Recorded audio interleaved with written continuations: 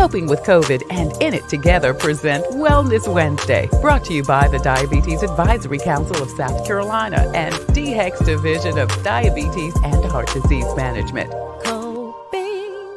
Coping with COVID with Tre Tailor.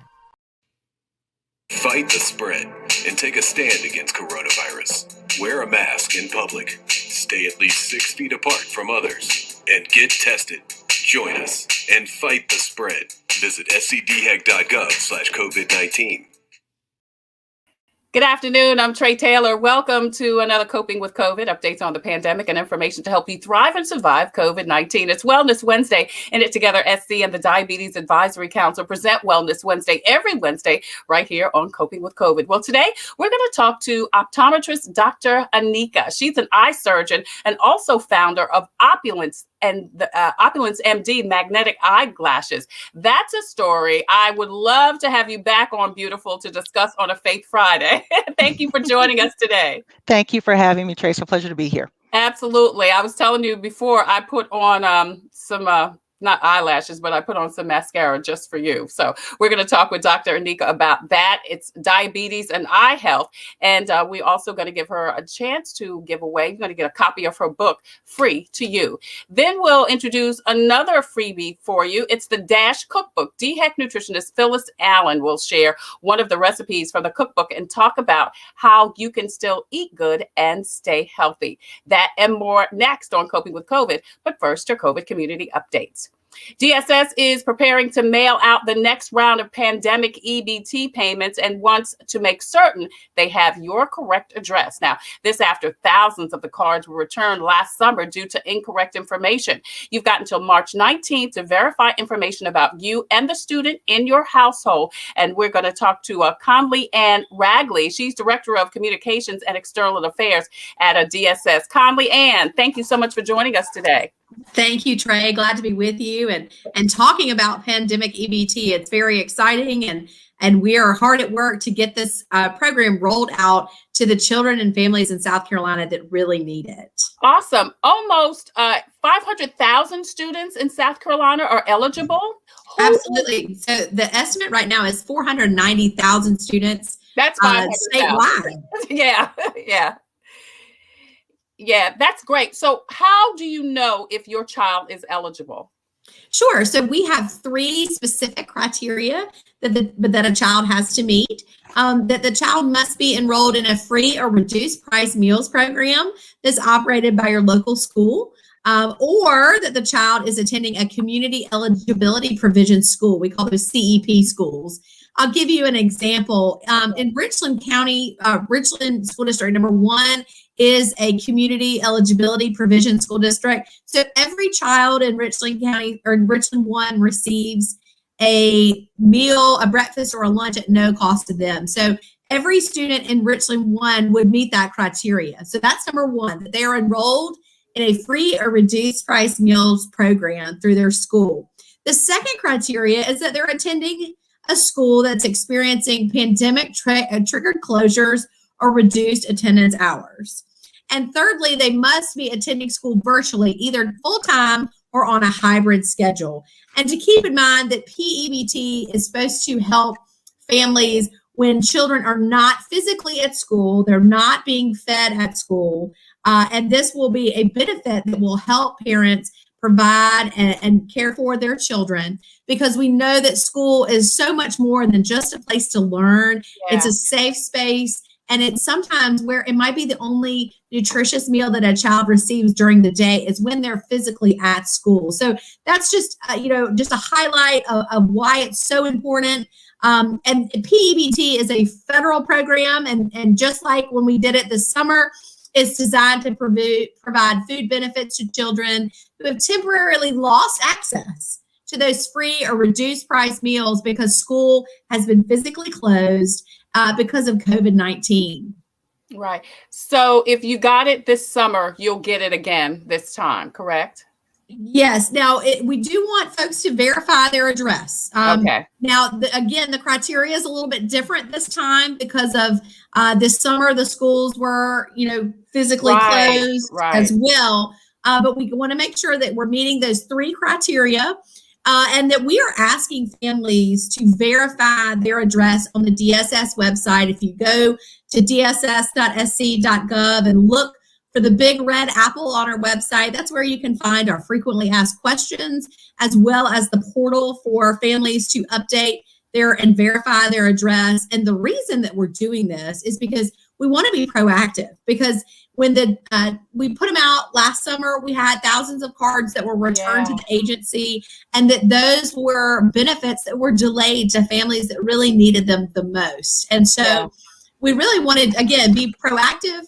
We don't want any delays to help get these cards out to the families. And once we're asking families to verify their address between now and March 19th on our website, and we expect those cards to start going out mid-April to addresses. All right. So people need to go to the DSS website. You said there's a big red apple for schools, I guess, and they can access the information there. Now, let me ask you something, Conley. If this will be their first time, if they didn't get it in the summer, is there a way they can apply to receive the PEBT? Sure. So there's not an application process. We are reliant on data that comes from the Department of Education. Okay.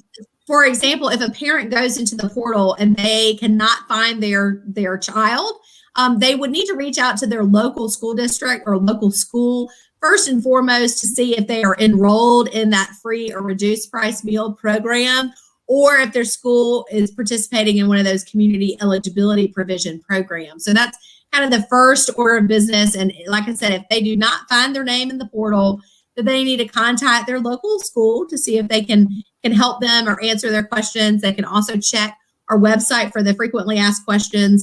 And one of the things I'd like to mention that you brought up a great kind of segue to is that each child will receive a new card. And that is something that's different from our summer rollout.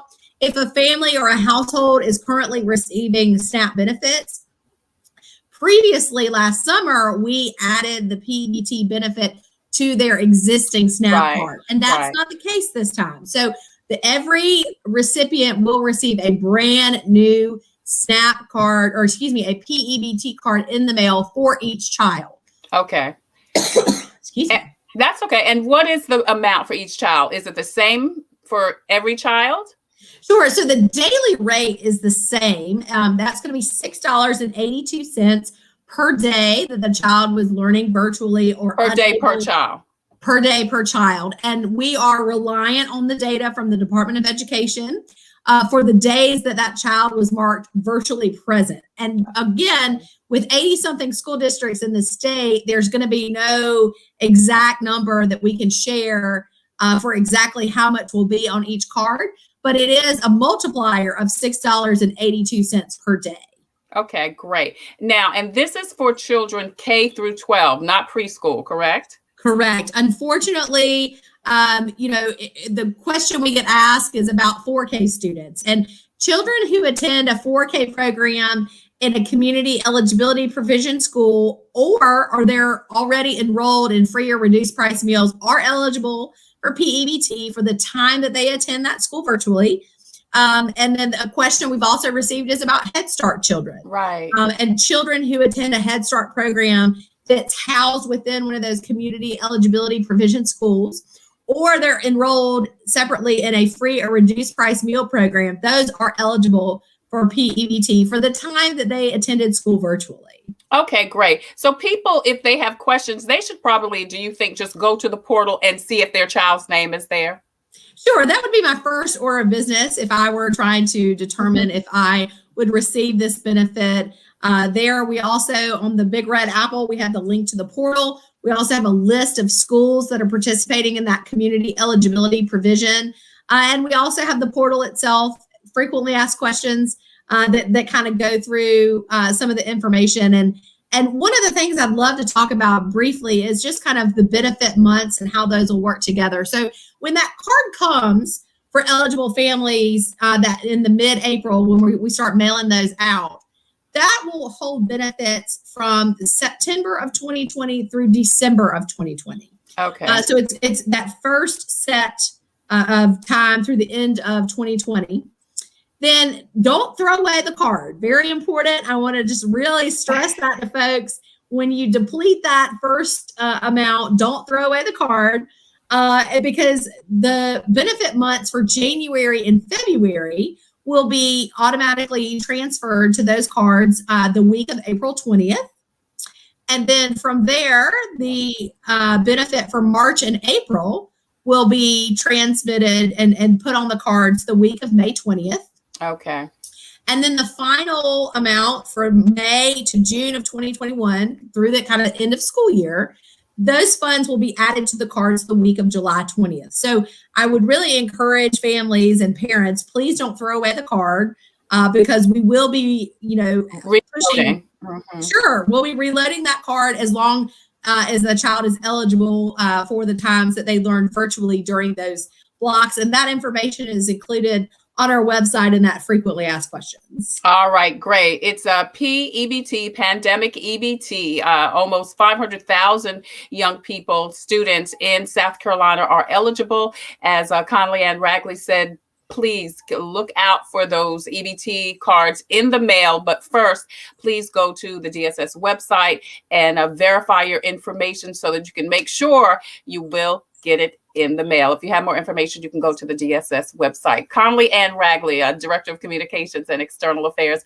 at the Department of Social Services in South Carolina. Thank you so much for coming on today and updating us on this great information. It's so important and so very needed for our families. Absolutely. Thank you, Trey. And thank you for always being an outlet for us to get important information out to the community. Absolutely. It's my pleasure. Take good care now.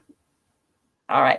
DHEC and In It Together and the South Carolina Diabetes Advisory Council present Wellness Wednesday every Wednesday here on Coping with COVID. I'm Tre Tailor. And listen, you can visit scdhec.gov for the most up-to-date list of times, dates, and locations for COVID testing and vaccinations in and around South Carolina. Also, you can go to gogettested.com if you want more information about getting a COVID test. Gogettested.com. There you can find a testing site, register, and get your results in 48 hours. The DHEC Care Line is also available for you to get information on testing, transportation, and to organize a COVID screening at your event and in your neighborhood. And speaking about transportation, if you are unable to get to a COVID test, you can find out transportation on the DHEC Care Line. As a matter of fact, Clarendon and Richland County paramedics are doing in-home COVID screenings. If you need that information, you can call them or 911.com. Several places that are offering COVID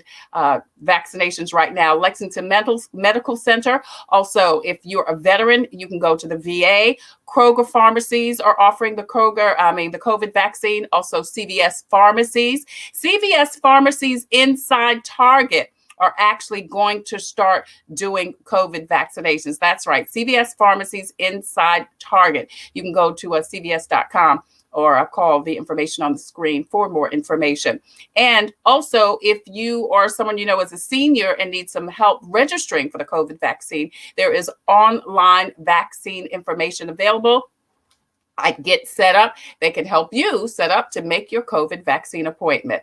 Now, several resources are available. The NAACP Housing Assistance Program is still going on. They have that Housing Navigator program if you need some assistance with your rent or mortgage. The South Carolina Bar Association and SC Legal Services have collaborated for a toll-free number and website. If you need resources, they are available. And in Columbia, South Carolina, the city continues with their 6-month payment plan. You can also get up to 75% payment assistance for your water bill. Now, the Central Carolina Community Foundation has closed their scholarships, but there are still grants available. I was just on that website a couple of days ago, and if you have a nonprofit organization, they are still accepting applications for several grants. Go check that out.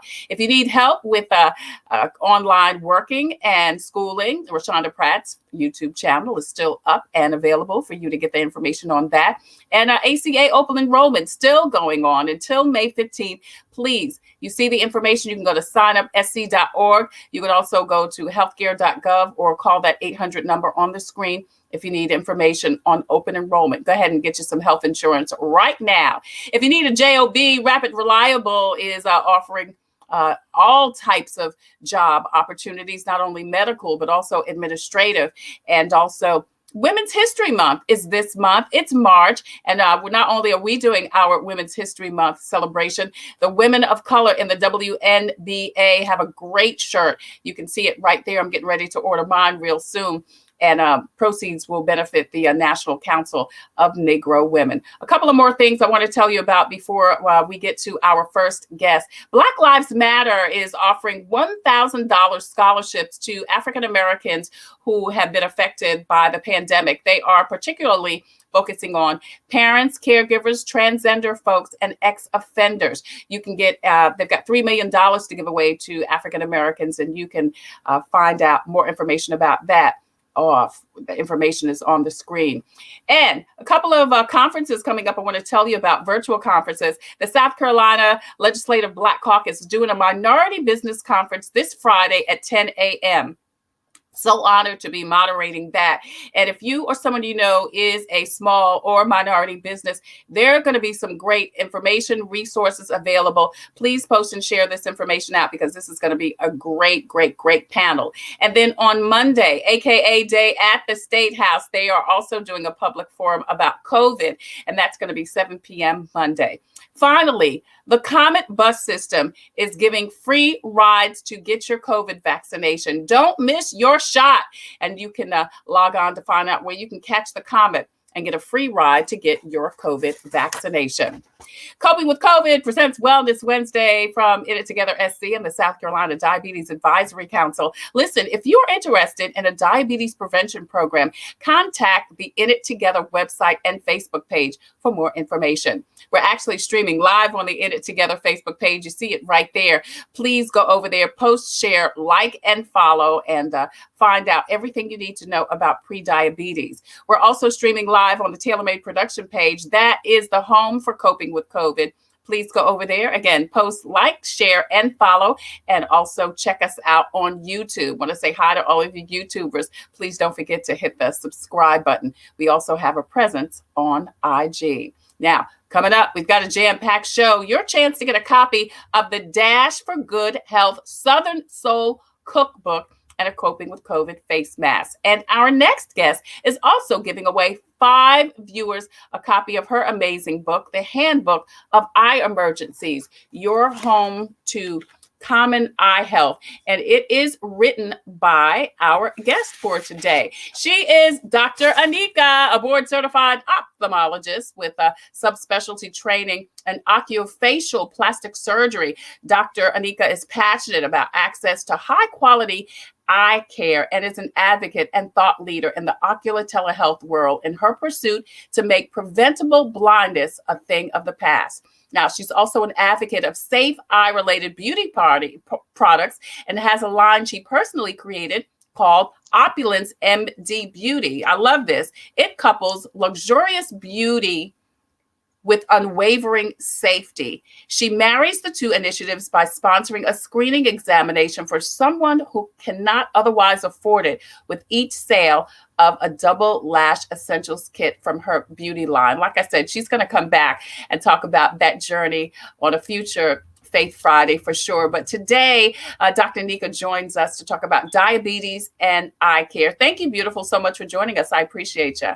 Thank you for having me, Trey. It's a pleasure to be here. Thank you. Thank you so much. I want to encourage everybody to post and share this information out so we can get the message to the masses. I want to say hi to Kimberly Hicks. Hey, Kimberly, thank you so much for joining us. So, Dr. Anika, how does diabetes affect our eyes?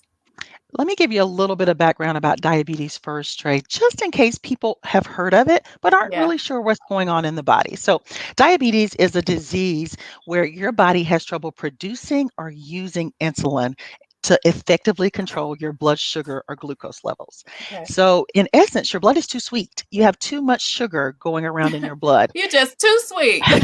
Right, but not in a great way. Right. Excess sugar has effects on many organs in the body, including the heart, the kidneys, the blood vessels. You've heard of diabetics needing to get amputations. It's from the effects on blood vessels, but we're here to discuss the effects that it has on the eyes. Yeah. So how does it affect our eyes? How does the fact that we have too much sugar, theoretically in our blood affect our vision and our eyes? The small blood vessels in the eye are not unlike blood vessels in the rest of the body. They are very susceptible to the effects of diabetes. These blood vessels, when your blood sugars remain high and under poor control, start to get leaky. And so Hmm. they start to leak fluid into the surrounding tissue called the retina. The retina does not like to have excess fluid. And so it Hmm. starts to swell, and it is that swelling and those leaky blood vessels that can lead to bleeding behind the eye, Oh, wow. swelling in the parts of the eye that cause the very finest vision, and even over time, retinal detachments from traction, from pulling on the retina over time. Wow. Wow. So what then does that cause? I mean, does it cause blindness?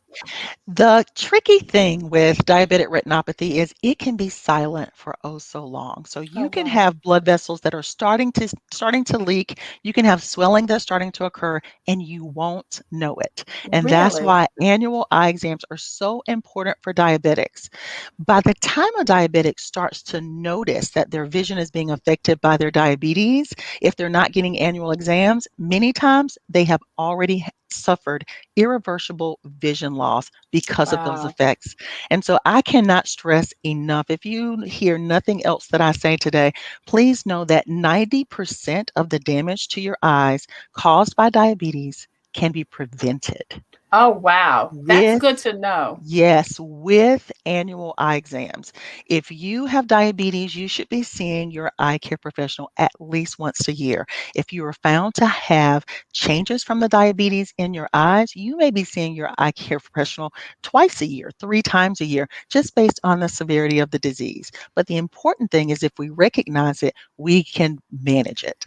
That's so good to know, Dr. Anika, because one, you say it's kind of silent. You said you can be it could be by the time you realize something is happening, you are kind of far gone. But like you said, I love that you say it is preventable. You just have to go to the doctor. And I think with diabetes, people are going to their regular doctors, to make sure their sugar isn't high or that they're managing. We'll have Phyllis Allen with DHEC on in the next segment, and she's going to talk a little about what you eat. But I don't think we hear enough about you've got to make sure you are seeing your eye doctor too. Absolutely. If you have diabetes, if you have high blood pressure, if your primary care doctor is not talking to you about seeing an eye doctor to make sure things are okay, reconsider who is taking care of you. Wow. Wow. A Wow. great example of that is a fellow South Carolinian, Chadwick Boseman. He recently Yes. passed Yeah. away from colon cancer. Well, Hmm. there are many people who are in their 40s, mid 40s, especially African Americans, who have not started getting colorectal cancer screenings. That is important. If your primary care doctor is not reminding you about those kind of things, as well as annual eye examinations, then rethink who is handling your healthcare primarily.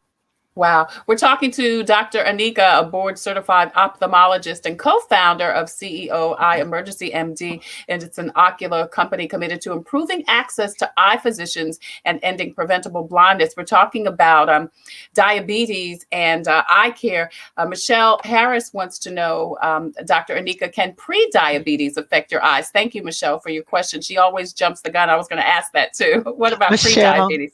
that's a great question, and I'm so glad you asked it. So prediabetes is one of those it's one of those gray areas. Many times when people say they have prediabetes, what they have is a form of insulin intolerance, and Right. that is consistent with type 2 diabetes. What I hate about type 2 diabetes is that people with type 2 diabetes can walk around for years without getting a diagnosis and without getting treatment.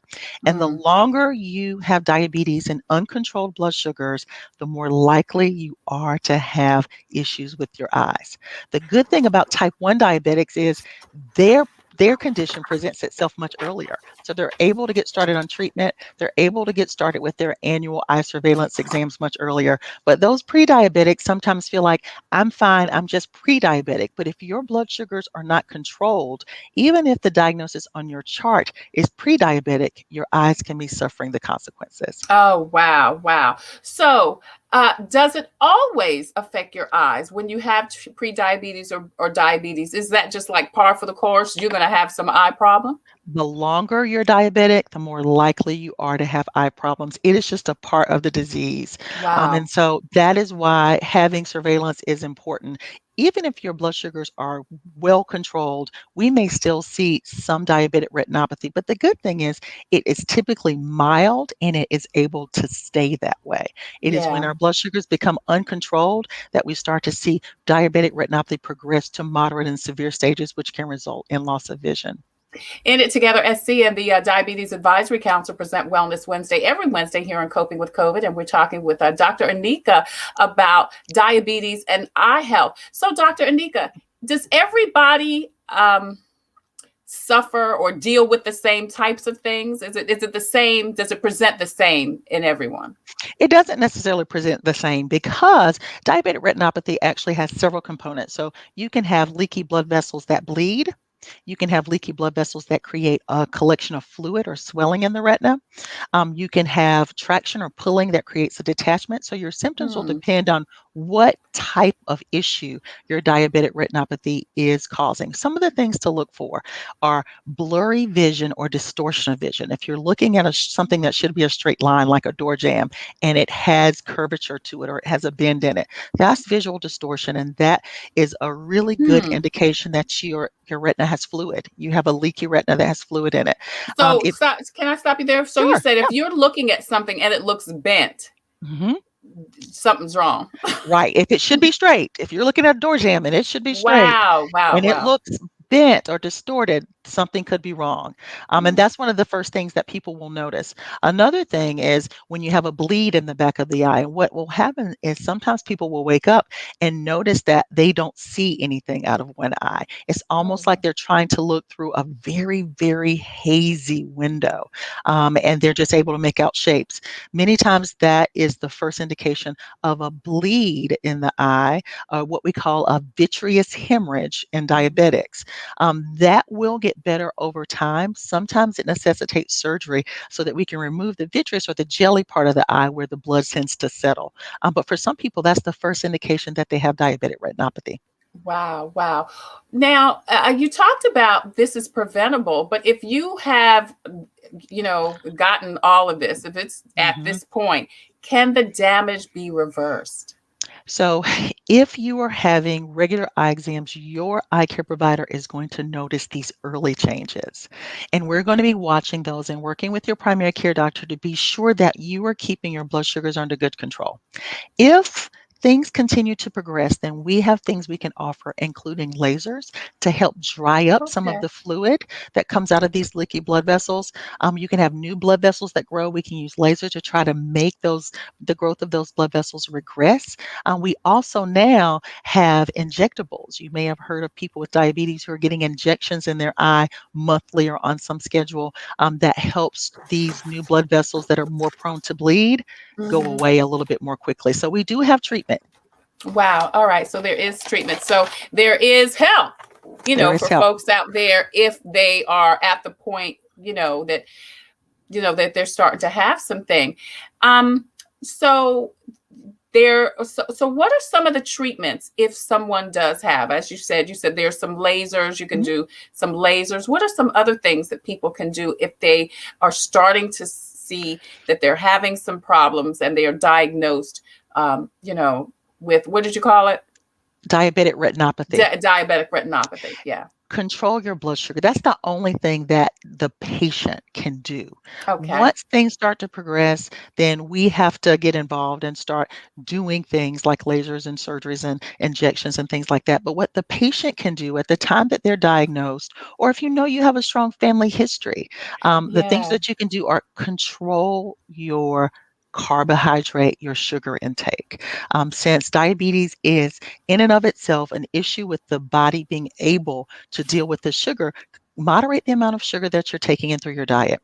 Exercise, weight control, all those things will help to control the blood sugar, keep it at a more steady level and not up and down, up and down. And those things in and of themselves will decrease the likelihood that you even progress on to moderate or severe diabetic retinopathy. That's great. Lauren wants to know, what is a controlled blood sugar? Thank you, Lauren, for your question. Controlled blood sugars are below 105 to 110. Right. But if you're a diabetic, the thing that we want to know even more than your daily blood sugar is your hemoglobin A1C. And I'm sure people who are diabetic are shaking their head like, yes, my doctor rammed that down my throat. And we do, because that speaks better to the long-term control. I care less about what your sugar is on the day to day and much more about what it is from a 3 to a 6 month period, because that tells me how we're doing for the long haul. And Right. so you want a hemoglobin A1C if you're diabetic below 7. Lower is better. If you can get it to around 5, kudos to you. That lowers your risk of all of these things: kidneys, heart, eyes, and blood vessels. Wow. I'm Tre Tailor. You're watching Coping with COVID, updates on the pandemic and information to help you thrive and survive COVID-19. DHEC and In It Together SC and the Diabetes Advisory Council of South Carolina present Wellness Wednesday every Wednesday here on Coping with COVID. And today we're talking about diabetes and eye health with Dr. Anika. She's a board certified ophthalmologist and co-founder and CEO of Eye Emergency MD. She's committed to improving access to eye physicians and ending preventable blindness. So is you said it's preventable. Is it, you said it's kind of reversible. Is it reversible? I know you said that it can be managed, it can be treated, but is it reversible without surgery, without the lasers? Not once you get to a moderate or severe stage. That's when Okay. you're making irreversible changes in the retina. Once you get to a point where you've had bleeding in the retina, you have multiple leaky blood vessels, you're starting to get scarring, traction, and you're setting yourself up for detachments, that stuff isn't reversible. But if you just have some early leaky blood vessels, no significant bleeding, we can either treat that with observation and blood sugar control, or we may consider a laser that discourages those blood vessels from leaking further and progressing to a more moderate or severe stage. Michelle has another question. She wants to know, will we start to see eye problems due to COVID? So that's a twofold question. COVID in and of itself can present with a conjunctivitis. That was one of the first things that was noticed in China. That was one of the first symptoms that was noticed before we really started to understand all the dynamics of COVID-19. My fear as an ophthalmologist with COVID-19 is that people are not going to get their routine eye exams. Yeah. It's going to be, because it involves close quarters. I haven't gotten mine. It involves close quarters. I wouldn't either, to be honest. Myself and my Somebody's all kids. up in your face, girl. Right. That's the only way we can do it, is to get Breathing close on and you. personal. Breathe in your space. And so my concern is people who would normally go are going to choose to skip that in Yeah. order to keep themselves safe from COVID. And that is going to be lost time if these things are going on in the back of the eye. So my concern is that on the other side of this pandemic, we're going to see more progressed diabetic Wow. retinopathy that we have missed an opportunity to treat in the early stages. Yeah. Thank you, Michelle. Mitchell Peace Joy Jen says, thank you so much for this important information. Now, you have a book. Your book is out, and you have been so gracious to give us the opportunity, our listeners, our viewers, to check it out. And this is the book. It is well, tell me, because I can't see it, girl. The Handbook of Eye Emergencies. The Handbook of Eye Emergencies. Tell us about the book, Dr. Anika. So, Tre, I'm a South Carolinian, and all right. I don't know if you know this or not, but there are more than 5 counties in South Carolina that completely lack an eye provider of any sort or kind. Oh my goodness. And many times people can, they may have a primary care doctor, but they may not have an eye care provider. And so if you have an issue with your eyes, you're not sure where to go, what to do. Is this going to threaten my vision? Is this something I can wait for? And that was what prompted me to pen this book.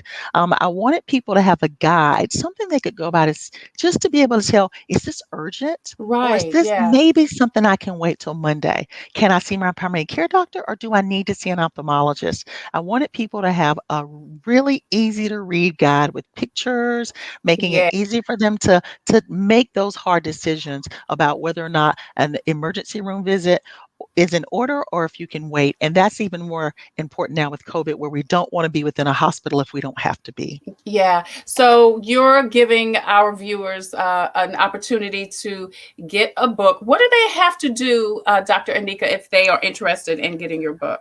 Making it really simple. The first 5 people who comment that they would like the book, we will just have you to email us at assistant@opulencemdbeauty.com, and we will get this book in the mail to you. I hope you enjoy it, and I hope that is a resource that helps you make decisions about your eye care. Great, great, great. So you see the email assistant@opulentmdbeauty.com if you want a copy of Dr. Anika's book. Before you leave, I want to ask a couple of more questions about diabetes and eye care. What about glasses and contact wearers? Is there any additional concern, risk, issues, problems for those who have diabetes or prediabetes?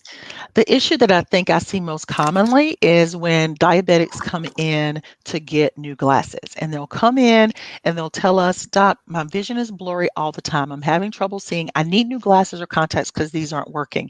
And I will ask them at that point, how is your control of your blood sugar? What is your hemoglobin A1C? And they'll say, Doc, it's not that good. It's around 10. And this issue when your blood sugars are poorly controlled is it can cause swelling, not just in the blood vessels and in the back of the eye. It can cause swelling of the lens in your eye. Oh, wow. And when the lens swells, it can cause your vision to be blurry. And so we have to tell these people that now is not the best time to replace your glasses or your contacts, because what we measure you for today will not be accurate when your blood sugars are in a more normal range. So if you're a diabetic, keep in mind your blood sugar can control or can have some effect on your vision. And so it's not always your glasses or your contacts. Before you get those changed, really take a hard look at your blood sugar control and try to get it optimized. Well, what about with contact wearers? I know a lot of times they're on top of your eyes, and a lot of people don't. I'm throwing my hand up, but I don't have diabetes, don't change out their lenses, don't clean their lenses sufficiently enough. Is that an additional concern, particularly for folks who have diabetes? It's no more dangerous for a diabetic than it is for anyone else. Okay. Contact lens hygiene is critical. I have seen young, healthy people lose an eye, go blind from an ulcer that progressed that they did not get management for. So it's less about the diabetes and so much more about the contact lens hygiene. And I could talk for 30 whole minutes about that. Oh, wow. Okay. Well, we got to get you back on and talk about eyeglass hygiene. I mean, sometimes I fall asleep and usually I don't, because I'm finding, and I don't know if it's because I'm getting older or because of allergies. When I wake up, I've got such a terrible headache. And as soon as I take off my contacts, it's like my eyes can breathe again. Literally, because your contact lenses, the problem with them is they inhibit air exchange in your cornea. And so that's why sleeping in them is so bad. If you've worn your lenses for 10 to 12 hours, your cornea has had suboptimal oxygen levels for that amount of time. Oh, wow. So you're starving, you're kind of choking off the oxygen in your eyes. That's exactly right. And that's what creates the issue. The ulcer, the bacteria can then start to grow. Yeah. What about, last question, what about the meds that folks are taking for diabetes? Is that an additional concern for eye health or no?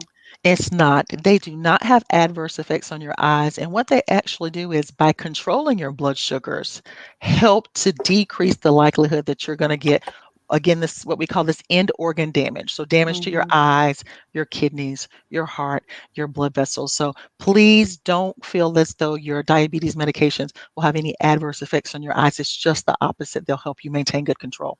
All right. Dr. Anika, board certified ophthalmologist and co-founder and CEO of Eye Emergency MD. She's committed to improving access to eye physicians and ending preventable blindness. She's also founder and CEO, and she's going to come back and talk to us about this, Opulence MD Beauty. It's an eyelash extension company that provides glamorous options without sacrificing eye health and safety. Don't forget about her book. It is the Handbook of Eye Emergencies, your home guide to common eye issues. If you are interested in getting a copy of the book, please either you can inbox me or put your email address, or put in the comments that you're interested, and she will send that book out to you.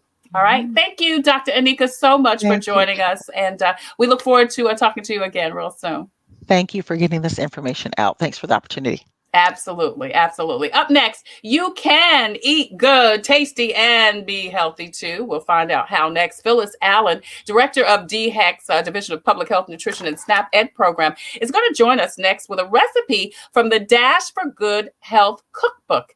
And you can get a copy of that one also. That's next on Wellness Wednesday on Coping with COVID from It Together SC and the Diabetes Advisory Council. I'm Tre Tailor.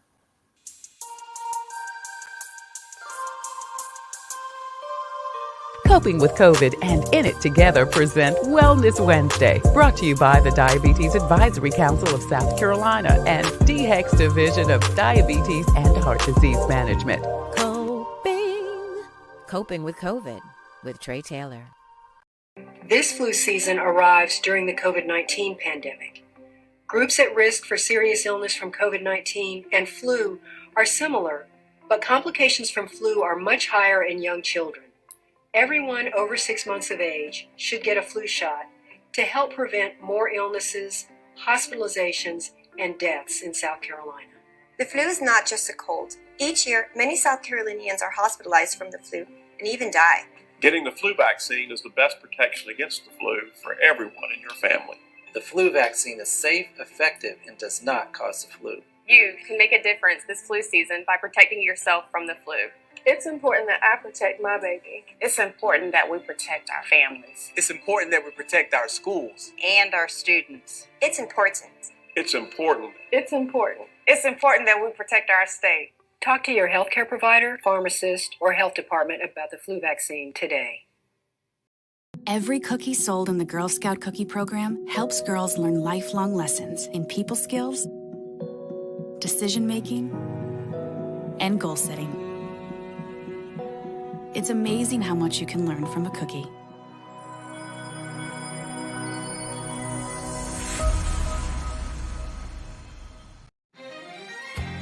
Coping with COVID celebrates Women's History Month.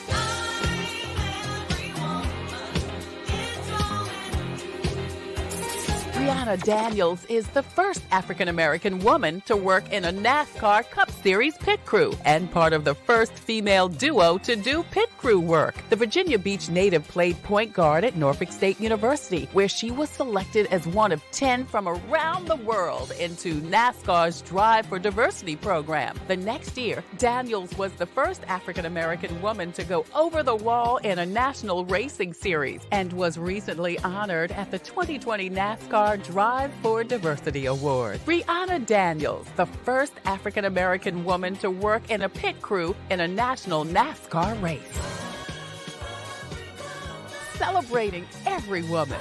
It's a Women's History Month celebration on Coping with COVID from Tailor Made Productions.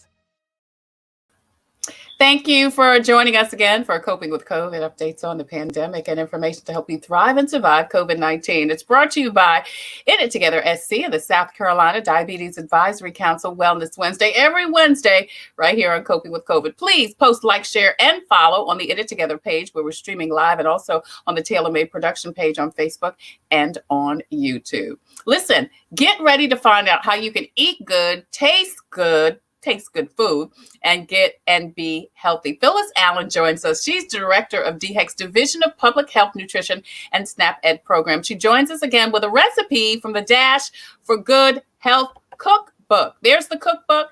There's Phyllis. Hey, Phyllis. Hi, Tre. How are you today? Good, thank you. How are you doing? I'm doing well. Thank you so much for joining us. So listen, I mean, we hear, you need to eat well. You need to eat well.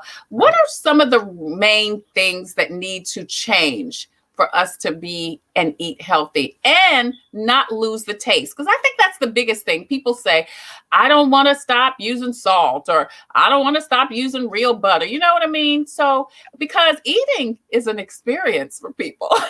Absolutely. Absolutely. And if it doesn't taste good, you're not going to want to eat it. Yeah. But, the things that you have to do, we drink or eat far too much sugar. So, sweet tea is my thing, Tre. I always talk about that. You can drink a 12-ounce sweet tea and have 10 to 12 teaspoons of sugar in that one sweet tea. So if you are concerned about your weight and your blood sugar, eliminate some of those sugar sweetened beverages. Soda, same thing, 12-ounce soda, 10 to 12 teaspoons sugar. That's an easy fix. Yeah. You can fix that with water, and water infused with, berries. And, I've even had a water infused with watermelon and jalapeno peppers, which is very delicious. Really? That was, I found that at an AARP booth. And that's wonderful. So you can combine all these flavors and get some wonderful beverages. And you got to reduce fat, because that fat is what makes our heart unhealthy. And now they're talking about the healthy heart leads to a healthy brain. Right. And so, you want your brain and your heart so that you can age well and think well. Yeah. Yes. And getting more fiber. Well, that's important for regular elimination and helping to keep our colon healthy. Regular fiber. Average person needs about 25 to 35 grams of fiber. And there's an easy way to tell if you're getting enough fiber. You should have at least one good soft bowel movement every day. And I've heard, and it should be, it should float. Your stool should float, or it shouldn't be a period, and shouldn't be hard to pass. Okay. So that's another thing. And getting those fruits and vegetables in, 5 servings or more fruits and vegetables. Focus especially on the non-starchy vegetables, because you can eat a lot of them with very, very few calories. For instance, a half a cup of collards, for instance, has only about 25 calories, but it's a good source of fiber, calcium, beta carotene, all those wonderful things that you want to get in your diet. And the reason why we're always pushing fruits and vegetables, because they have a lot of plant chemicals and called phytochemicals, and then antioxidants that really help to protect your body, protect you against diseases, help to reduce your risk of chronic disease. Right. So you've got the DASH cookbook, and I do. and it's a Southern DASH for good health, Southern style. This is a sensible eating plan to promote good health. So tell us about the cookbook. Okay, this cookbook was based on the DASH diet, which stands for the Dietary Approaches to Stop Hypertension. And many years ago, they did this study on what you could do in your diet to help improve not only your blood pressure, to improve your blood pressure. And so what we did with this cookbook was we also combined the two, a healthy diet for people with diabetes with the DASH diet. With the DASH diet. And what that does is it reduces sodium, increases calcium and potassium, adds more fruits and vegetables, low-fat proteins, and more fish, and reduces your fat, and you use more healthy fats. And so it combines all of that. So if you have diabetes and hypertension, the recipes in here are appropriate for you for either of those chronic conditions. And actually, this is a good cookbook for anyone that just wants to eat a little healthier. And I was going to ask you that. Is it a good cookbook if whatever, if you are trying to live a little healthier lifestyle, even before you get to the point where, you've got diabetes, pre-diabetes, heart disease, the list goes on and on. Right. And you can reduce your risk of getting those diseases and delay the onset of them by eating healthier, getting that 30 minutes of exercise every day, and just, taking good care of your body as starting as young as you can. I mean, it's never too early to start eating healthy and feeding your children healthy. All right. We're talking to Phyllis Allen, Director of DHEC's Division of Public Health, Nutrition, and SNAP-Ed program. You're watching Coping with COVID. Wellness Wednesday is brought to you by In It Together SC and the Diabetes Advisory Council of South Carolina. Tell us about some of the recipes in it. Absolutely. A lot of the recipes are very simple. There aren't 20 or 30 items that you have in it. We have breakfast items, we have salads and dressings, soups, pasta and rice. Oh, so it's a variety. Yes, it's a variety. There's some bread and pizza recipes. Oh, good. I don't know if you've ever put pizza on the grill, but it's wonderful. Oh. And you put some vegetables on it, a little bit of cheese and sauce, and it's a wonderful, that smokiness to your pizza is great. That sounds good, because I love pizza, girl. Yes. I love pizza. Me too. And you can use a thin crust. You don't have to use that thick crust, but use a thinner crust, and it's a good, healthy meal. Vegetables, we have entrees, desserts. So it really has a lot of variety in it that you can select. And we have oven fried chicken, oven fried fish. We have some low country specific recipes.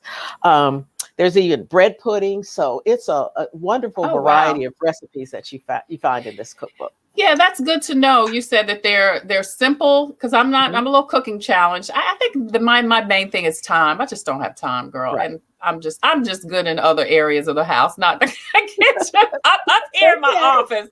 I'm good, but and you said that there are all types of recipes: breakfast, lunch, dinner, snacks. Yes. I love that you said pizza, desserts.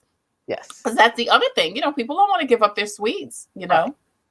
And in here we have a blackberry dumpling. Oh, wow. There's, as I said, bread pudding. There's a frozen yogurt pie, heavenly hash, hot chocolates. You can still have hot chocolate. Oh, wow. Yes. Wow. I like white hot chocolate. Yes. Yes. I like white so hot you can still have those things. Oatmeal cookies, a pear peach crisp, just some examples. And there is a healthier sweet potato pie. Mm-hmm. Mitchell Peace Joy Jen asked about that recipe for avocado pudding.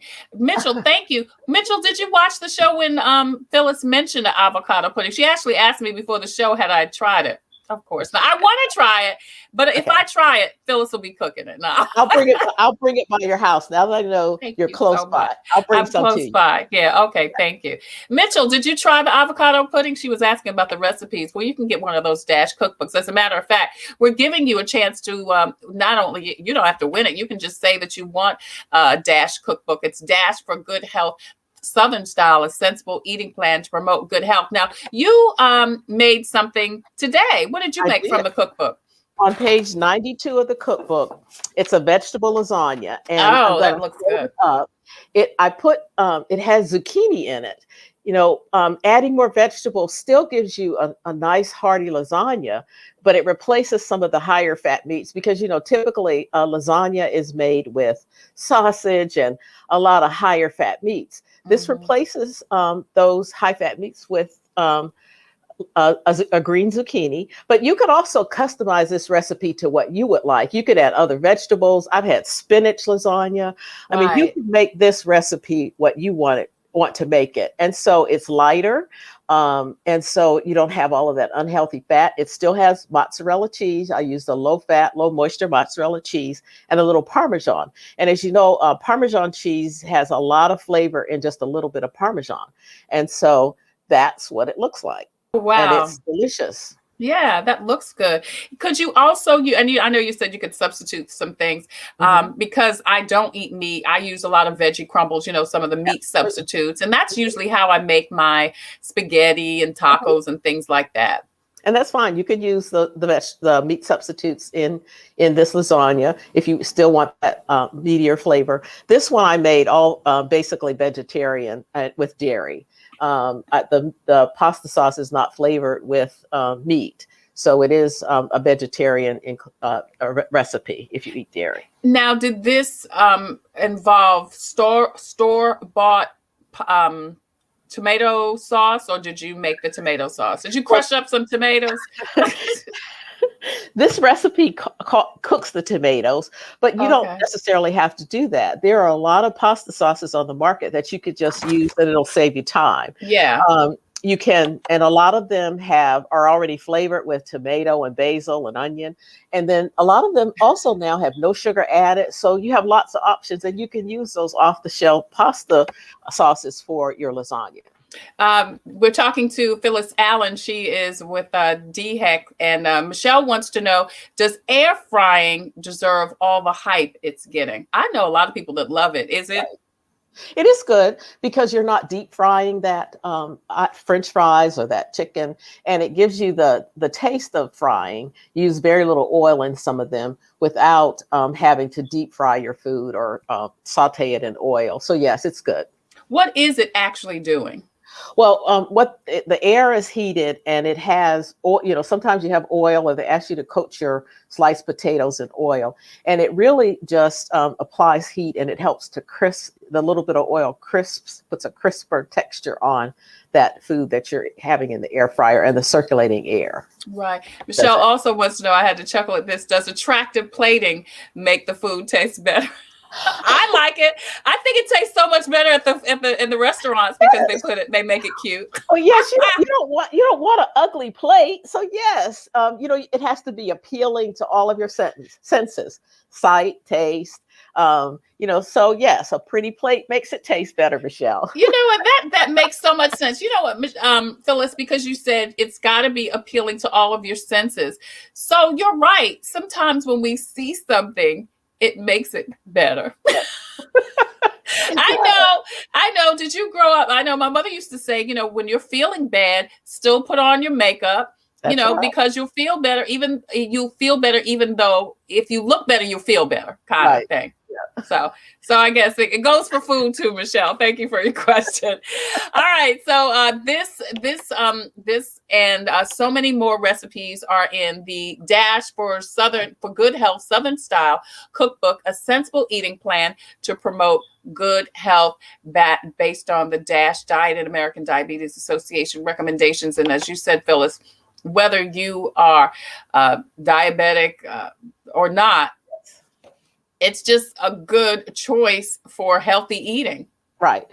And as I said, there are a few recipes in here that probably have 10 ingredients or more, but most of them have, less than 10. And so that's kind of, for me personally, if I have a list like that, I'm not even I'm not doing that. Yeah. But, that doesn't include spices because spices are pretty simple. But the fewer ingredients, the better the taste, the better, more likely I am to try the recipe. Right. Somebody who loves to cook. Yeah, that's not me either, girl. Listen, and listen, I want to tell people it's okay if you're not a cook, but here's a great opportunity to kind of shift the focus, eat a little bit healthier, change the health trajectory of your life so that you can live a long and healthy life for your family and friends. I just, lost an aunt, and she had, she had COPD, heart disease. She had a lot of stuff. And we were just talking, me and her daughters, about how, you just want to live. You want to make the right choices now. So that you can live a better life, a healthier life. Everybody wants a good quality of life. Right. And we've got to make the decision that I'm going to do what it takes. And it might take a little bit more of an effort, but aren't you worth it? You're worth it. Absolutely. You are. You're worth it. All right. So here's the cookbook. It is the Dash for Good Health Southern Style Cookbook. Phyllis just made the veggie lasagna, and it looks so good. It really looks very good there. There we go. Get it straight. Made a big pan of it. How much did you make? I made a whole pan. I have it here. I have it here on my desk. I just took it out the cooler because I knew you were going to ask me about it. Yeah. Oh wow. That's a lot. That's a lot. Michelle, you want to share some with me? All right. So if you want more information about the Dash Cookbook, we'll be giving you some more information here on Coping with COVID. Please check the In It Together Facebook page and also the Tailor Made production page. Michelle said she's in with the veggie lasagna. All right. Okay. And you've had your daily dose of vegetables and everything, right? Yes, you probably get a good 2 servings of vegetables in this because there's quite a bit of zucchini in there. Yeah. About 1 to 2 servings. The tomato sauce counts. So yes, it's another way to get more vegetables. To get your veggies in there. Yeah. Mitchell Peace Joy Jensen. Wow, that looks great. It does look great, Mitchell, doesn't it? All right, Phyllis, thank you so much. Phyllis Allen, Director of DHEC, Division of Public Health Nutrition and SNAP Ed Program. Thank you so much for joining us today on Coping with COVID. And thank you for always providing such great information so that we can live a good, long, healthy life. I appreciate you, beautiful. Thank you, Trey. Absolutely. Absolutely. So listen, if you have a story or initiative that can help someone cope with COVID, please go to the Tailor Made production page on Facebook and inbox me. And we'd love to feature you on Coping with COVID. Thank you, Mitchell Peace Joy Jen, for always telling me about some great stuff. Also, if you have a product or service that can help someone cope with COVID, you see the information scrolling at the bottom of the screen. Please email Coping with Tre Tailor @gmail.com. Tomorrow, allergies and COVID. I've been having such bad headaches, and I realized 'tis the season for allergies. Dr. Nicole Edwards is going to join us to talk about allergies and COVID and how to make it through this bad allergy season. Also, we're going to talk with Brenda Blackstock with SC Thrive. She was with us a couple of weeks ago, and she had some connectivity issues. She's going to join us tomorrow to talk to us about seniors. Coming up next week on Wellness Wednesday, it's National Kidney Month. I'm Tre Tailor. As usual, I leave you with a reading from Jesus Calling today, March 10th. Jesus says, "You are mine all the time and beyond time into eternity. No power can deny your inheritance in heaven. I want you to realize how utterly secure you are. Even if your father as your journey through life, I will never let go of your hand. Knowing that your future is absolutely assured can free you to live abundantly today. I have prepared this day for you with the most tender concern and attention to detail. Instead of approaching the day as a blank page that you need to fill up, try living in a responsive mode, being on the lookout for all that I'm doing. This sounds easy, but it requires a deep level of trust in Jesus. And that's based on the knowledge that my way, his way, the Lord's way, is perfect." That's your Jesus Calling for today, Wednesday, March 10th. I'm Tre Tailor. Thank you so much for joining us for Wellness Wednesday, every Wednesday here on Coping with COVID. It's brought to you by In It Together SC and the South Carolina Diabetes Advisory Council. Until the next time, I wish you peace, abundant blessings. Please be careful, get your vaccination, and wear your mask over your nose and under your chin. See you tomorrow.